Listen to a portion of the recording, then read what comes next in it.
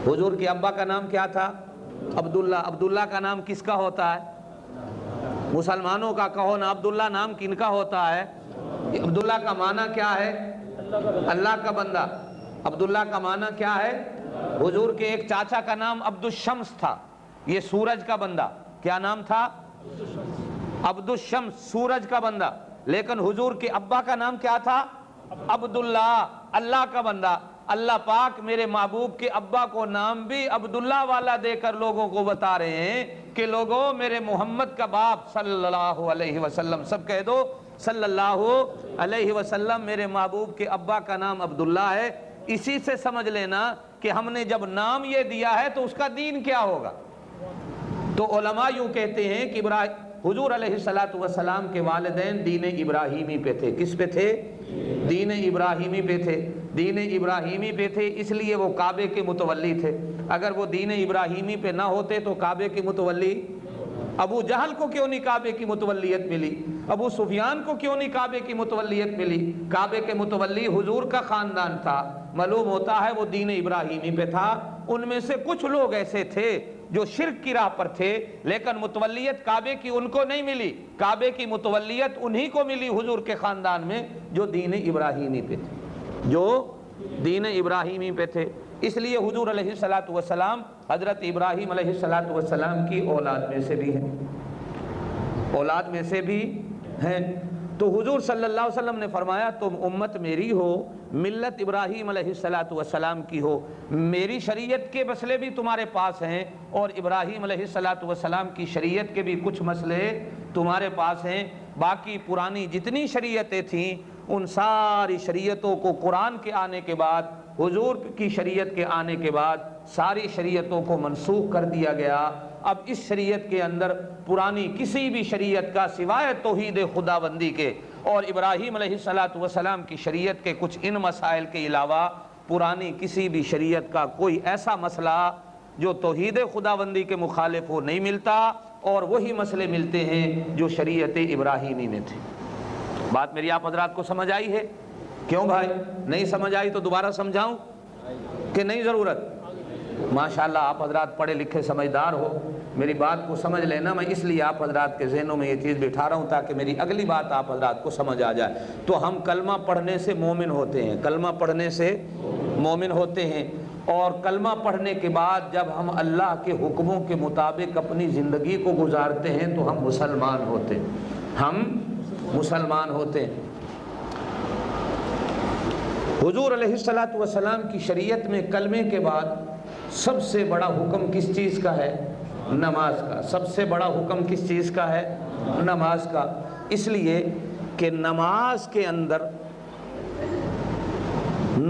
के अंदर हर वो चीज़ जिसको इबादत कहा जाता है, हर वो चीज़ जिसको अल्लाह का हुक्म कहा जाता है, और अल्लाह की हर मखलूक के लिए जितने अल्लाह के हुक्म थे, वो सारी की सारी मखलूक की इबादतें और सारी की सारी मखलूक पर आने वाले अल्लाह के हुक्म सारे के सारे नमाज के अंदर जमा है। सारे के सारे नमाज के अंदर जमा है। नबियों की इबादत, फरिश्तों की इबादत, वलियों की इबादत, जानवरों की इबादत, अल्लाह की अदना सी अदना मखलूक की इबादत, चूँकि अल्लाह की हर मखलूक अल्लाह की बंदगी करती है, चाहे वो जान की इबादत हो, माल की इबादत हो, वक्त की इबादत हो, नफ्स की इबादत हो, सारी की सारी इबादतों का मजमुआ जो है वो नमाज, सारी इबादतों का मजमुआ नमाज है। इसलिए तौहीद खुदाबंदी के बाद शरीयत के अंदर सबसे बड़ा हुक्म नमाज का क्यों है?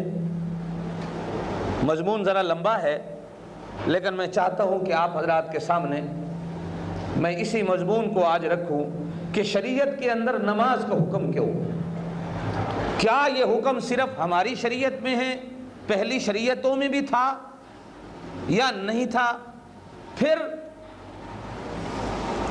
हम पर 5 नमाजें क्यों ज़रूरी हैं? फिर 5 नमाजों के अंदर फजर की नमाज क्यों ज़रूरी है? ज़ोहर के वक़्त में ये नमाज क्यों ज़रूरी है?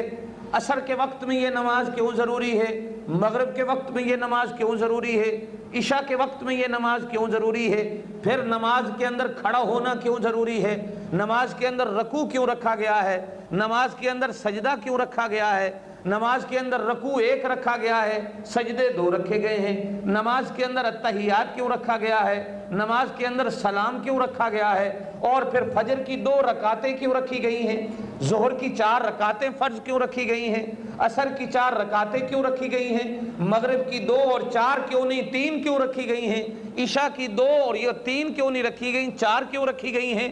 ये चीज़ें बसा औकात आपके जहनों में भी सवाल आते हैं, आपसे कभी कभी काफिर भी सवाल करते हैं कि यार ये तुम सारा दिन नमाज पढ़ते रहते हो, ये 5 वक्त की नमाजें तुम्हारे ऊपर ज़रूरी क्यों है, और कोई नमाज छोटी है कोई नमाज लंबी है, किसी नमाज के अंदर ऊंचा पढ़ना है, किसी नमाज के अंदर आहिस्ता पढ़ना है, किसी नमाज के अंदर 3 रकातें हैं, किसी के अंदर 2 हैं, किसी के अंदर 4 हैं, और किसी के फर्ज इतने हैं, किसी की सुन्नतें इतनी हैं, किसी के अंदर नफल नहीं और किसी के अंदर सुन्नतें मुअक्किदा नहीं। ये चीज़ें नमाज के अंदर क्यों हैं? आपका क्या ख्याल है, समझाएं थोड़ा सा कि नहीं भाई? छुट्टी है, वक़्त भी है। मैं चाहता था कि चूँकि आपके जहनों में भी ये सवाल आते होंगे, आपसे कभी गैर मुस्लिम भी सवाल करते होंगे, आपके दोस्त भी कभी आपसे सवाल करते होंगे कि साहब ये नमाजें हमारे ऊपर क्यों ज़रूरी। तो सबसे पहली बात तो मैंने आप हज़रात के सामने अर्ज की कि नमाज एक ऐसी इबादत है जिसके अंदर अल्लाह की हर मखलूक की इबादत जमा है, हर मखलूक की इबादत इसके अंदर आती। चूँकि हम अल्लाह की अशरफुल मखलूकात हैं, अफजल मखलूक हैं, आला मखलूक हैं, इसलिए अल्लाह पाक की मर्जी ये थी कि हर मखलूक की इबादत को जमा करके एक मजमुआ बनाकर खिचड़ी पकाकर मुसलमान को दे दी जाए, मोमिन को दे दी जाए, ताकि सारी की सारी मखलूक की इबादतों पर इसका अमल हो जाए। नंबर 2, जितने नबी आए हर नबी की उम्मत पर नमाज रही, कोई भी उम्मत नमाज से खाली नहीं थी।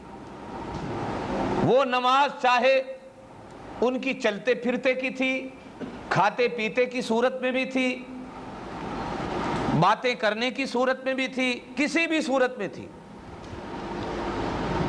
इबादत जिसको नमाज कहा जाता है वो हर उम्मत पर रही।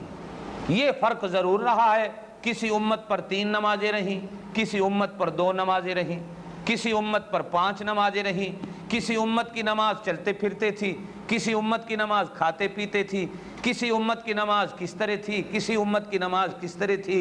अल्लाह पाक ने हर उम्मत को कोई ना कोई तरीका नमाज का ज़रूर दिया, और नमाज आदम से लेकर ईसा तक हर नबी को मिली और हर नबी की उम्मत को मिली।